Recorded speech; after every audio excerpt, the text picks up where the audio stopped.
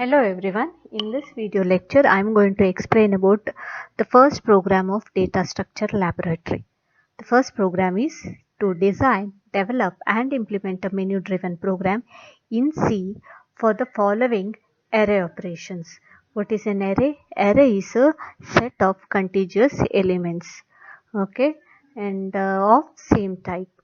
So because the array elements are stored continuously in the memory and it always holds the same type of elements. So what are the operations we are going to do? First we are going to creating an array of n integer elements. Next we are going to display those array elements. And third one is inserting an element at a given valid position. So the variable name we are going to specify an element is element, and position we are going to specify the name POS. Then you're going to delete an element at a given valid position, and finally exit. These are the 5 operations you are going to incorporate in the menu driven program. First we'll see how to create an array, because to perform an array operation we need to create an array. That's why I will start the line with the hash include stdio.h, because create function is the first function I'm going to write, and any C program must contain hash include stdio.h, because we want to include the functions like scanf and printf. Then I want to include stdlib.h, because this is required to include functions like memory allocation, string conversions and others. Here in this program, I have used a function called exit. That's why stdlib.h is required. Stdlib stands for standard library. Next I am going to declare an array of 100 comma n, and here I am not going to store 100 elements into it. This is just a maximum memory allocation I am going to do. I hardly insert only 3 elements in the array. So that's why you can even declare this as a of 10. Okay. Next I will start with the create function, void create, and open parenthesis and closing parenthesis, and here I'm not passing any parameters. So if you want to pass any parameters into a create function, then you have to define the parameters within the parenthesis. So this is a function and which does not return anything. So this function is not going to return anything to the main function later or any other function. So this is the way. If you don't want to if your function do not want to return anything, define it as void. Return type has to be void. Otherwise you can define it as int, character, whatever the suitable data type you want to return. Next I will declare an array I. Not array, it is a variable I, because I is required for me to loop through all the array elements. Okay, so declaration. Then I'm going to enter the number of elements. So I have to tell initially, as I told previously, I'm not going to store 100 elements. I'm going to make use of only I'm going to store only 3 elements. That's why I should tell number of elements. So this function, scanf function, is going to read the elements, whereas remember printf statement is going to just print the statement. It's just this, it's not going to read from a input device. That reading from an input device is done by a scanf function. So I'm going to read n elements, that is 3 here. Next I'm going to enter the elements one by one. So that's why I need a for loop which will help me to read 3 elements.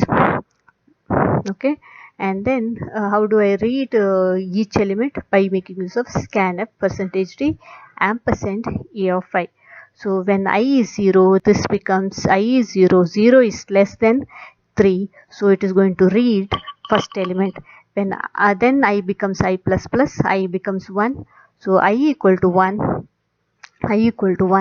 1 is less than n, that is 3, it is going to read a of 2. A of 2, that is it's going to read the second element.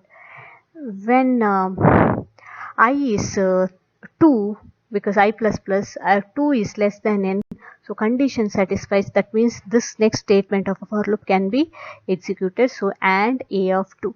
And a of 2 is nothing but you are going to read the third element, first element, second element, and the third element you are going to read. So I have read and stored these three elements into the array. Next, the display function. Display function's job is to display the elements that are present in the array. I have stored three elements that I am going to display here. First, void display. So this is the function name here is display. Okay, and then I'm going to declare I, because as I told in a previous case also, it is very much required to loop through all the array elements. So I will become first time 0, next time it will become 1, next time it will become 2. So printf elements are, as I told previously, when you define anything within the printf, it just get printed that it's something like this, it is going to print. Then for I equal to 0, I less than n, I plus plus, then printf percentage d slash t a of I. What is the meaning of this? That is, a of 0 element will be replaced by percentage d, and then the next element is separated by the tab. That's why every time after printing one element, it is going to give a tab and place the cursor after a tab position, so that next element gets printed in the in that position. Now we'll see, when I is 0, 0 is less than n, right? Printf percentage d a of 0. A of 0 is nothing but 10 gets printed. Then I becomes 1. 1 is less than n. Yes, because n is 3. 1 is less than. So this condition is true. Next time, now I is 1. So printf percentage d a of 2. A of 2 gets printed. Next word, when I is 3, this statement gets printed. I is 2. Condition is 2 less than 3, that is true, so this statement can execute. So 30, it becomes 30, it is going to display. Now I plus plus I becomes 3. This time condition 3 less than n condition fails. That's why it comes out of for loop. So it is not going to execute the immediate line of for loop. This line gets executed within the for loop. So it directly comes to a return. This return is not going to return anything, as so we have here we have specified. Okay, it's not going to return anything.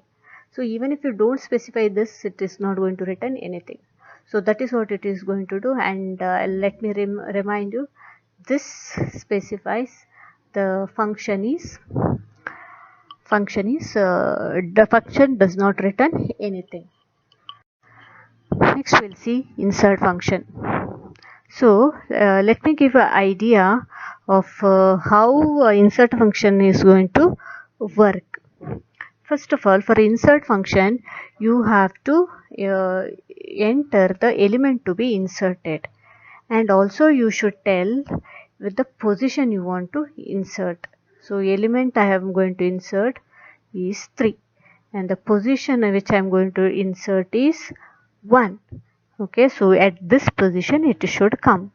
So once you specify the position, you should check whether the position is within this 0, 1, 2 or 3. That is okay. It can't be less than 0, it can't be more than the n. So that is why if position is greater than n or position is negative, then you should inform the user saying that it's an invalid position. But in this case, position is 1, that is among this 0, 1 and 2. So we can execute, this if true condition fails, this if condition fails, so it is going to execute the else part of it. The else part of it. So here let me tell you the working of insert function. Okay. So to perform insert operation, we need these things. We need to remember these. When is n equal to 3 and position and the element. This tells the which position you are going to insert the element 3. Now here in this case, when you, that is after inserting an element, the number of elements get increased by 1. So every time you will insert only one element. Okay, for each insert function you are going to insert one element. Now if this is the position which I am going to insert. Okay, so how exactly this is going to perform? So now what I will do is, the last element I will shift to its next position, then last but one I will shift to its next position, until you reach, and so on, until you reach the position location. Okay, until you reach here. Moment you reach this position, what you will do is, you will insert the element which you want to insert. That is what uh, going to be going to perform in case of program. So first, that's why you start in shifting from the last element until you reach position. That's why for I equal to n, I greater than position, I minus minus. Okay, I minus minus. So first I will insert to the third position, next I will insert the I will shift the to a third position, next I will insert this to the second position. So after that I will stop it, and after that I will insert the this element 3. So this way, for I equal to n, I greater than position, I minus minus, because after starting from the last, every time you have to decrement I. So a of I equal to a of I minus 1. Next, when I equal to 2, when I equal to 3, that is what shown in the figure. When I equal to 3, a of 3, it is next location of this, after 2 will become a of 2. A of 3 is, we don't know, that should be initialized with a of 2. A of 3 location will be initialized with 30.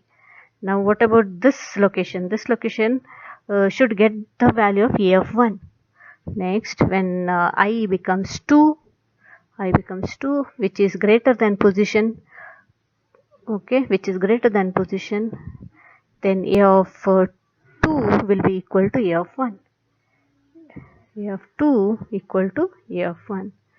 So you can see here a of 2 will become a of 1. So a of 2 will be a of 1. Next what? Next I will do n plus plus. Okay, I will just increment the element, number of element, and I will tell this position, that is a of position, because we have told position is 1. A of position should get element value. So a of position should get element value. After that, so n also gets incremented, and a of position, that is 1, will be equal to 3. So this is how the insert function will work. Next we'll see a delete function. Delete function requires the position which you want to delete, and I, of course, I is required to loop through the array elements. Now I'm going to delete the position, that is what's the position? Position I'm going to select is, so I'm going to read here scanf percentage d ampersand position. Position I'm going to read here is 2, that is this one, this location. Now as usual, like how we did in insert, you have to check before inserting element to a position, or if it before deleting the element into a position, you should verify that position is one among this 0 to 3. So that's why position, if it's greater than equal to 1 or less than 0, then you tell it is invalid position, but in our case it's a valid position. That is why this part will not execute, it's going to execute the else part. Else part is perform the delete operation. Now what do you mean by deleting? When you delete one element from the list of array elements, the number of element gets reduced. So number of element gets reduced. So this is the position. So now what happens? The element that are here next to that should get shifted to its left. Every time this the same operation need to be done until you reach the last element. So starting from the position. So for I equal to position, you start from the position until you reach the last last location. Okay, you go on shifting. Go on shifting what? A of I will be equal to A of I plus 1. This A of 2. If I is 2, you are going to shift it as A of 3. So that is what shown here. A of I 2 will be equal to A of 3. This A of 3, 30. So 30 it should become. So next case, the I becomes I plus plus. So in our case earlier it was I, now I becomes 3. 3 is not less than n minus 1. 3 is equal to n minus 1 because n is 4. So condition fails. This statement will not get executed. So 3 is not less than 3. Therefore, what are we supposed to do? Our almost operation is done. Then only work is left is decrementing the number of elements. So that's why n minus minus. So n becomes now 3. Okay, so that means I have reduced the locations. So only 3 elements are being shown. So this is about the delete. Next we'll see the main function. Main function is required to bind all the functions that we have written. So first we are using the while loop. While loop is required to display the menus. Menu contains first option as create array, second option as display array, third option as insert element, fourth option as delete, and fifth is exit. So that is shown here. And once the menu gets displayed, then you should tell the choice. That's why enter the choice, and then you have to enter the choice you want to perform. So here, that's why we need printf enter the choice and then scanf %d ampersand choice. Now, once you have entered any choice, that will be sent to a switch case, and switch case will have several cases. The first case is for creating, and if the create function is done, you have to break from there. If case 2 is display, break, because if you don't specify a break, then the second, suppose if you have given a choice as 1, then create also would execute. If suppose there is no break here, create also would execute as well as display. That should not happen in our case. Only the corresponding choice need to execute. That's why break is necessary. Case 2 will be display function. You are going to call the function name, what you have defined there, same thing you are going to write here. Then case 3 insert, then case 4 delete, case 5 exit of 0. This is the function. For this function you require a header file called stdlibrary.h. Then finally default, if one of these choices you have not used, then it will go to a default option and tell you that it is a invalid option. For that break, then you close the switch. You need to close the switch, you need to close this while, okay, and then you need to close the main. Now we'll see how to compile this program in Linux. Okay, you can even if you do not have a Linux operating system, you can try running the C programming in Windows softwares. So here I'm going to open the terminal. First in the Linux you need to open the terminal. So some cases Control T will work for opening the terminal. Then in the prompt, in the command prompt, because the command prompt will open there, and you need to type gedit program name.c. You give a suitable program name for your program, and then compile that using GCC or G++, any compiler, or CC compiler in case of Linux, GCC program name.c. After that, if there is no error in the program, it is not directly give you the prompt again. Otherwise, it is going to list you the errors. Next, you can run the program with the ./a.out. So Next we'll see how does the program look like, output look like.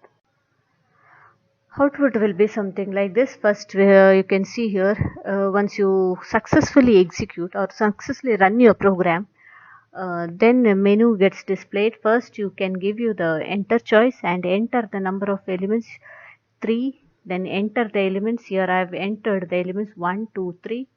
And next again it will ask me for a choice. Once after finish entering the number of all the elements, then this time I will select for choice 2. It will display 1, 2, 3, and after that again it will display me the menu. In this time I'll try to insert the element. In that case you need to give a element to be inserted and which position.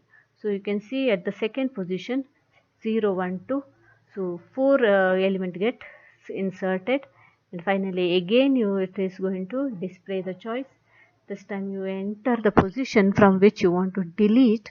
So the position which I have told is 0, 1, 2, 3, 4, because it's a wrong choice, a wrong position, so it is going to give you a information saying that it's an invalid position. Next I will enter the same option menu from the menu, that is 4. I want to delete an element. After that it's going to enter the position from which you want to delete, that is 2. So this time the element which I want to delete is 0, 1, 2, that is this one. Okay, so if after deleting it's going to display 1, 2, 3. Finally you can exit from the menu. So this is how you can perform all the operations. So that's about the first program of Data Structure Laboratory.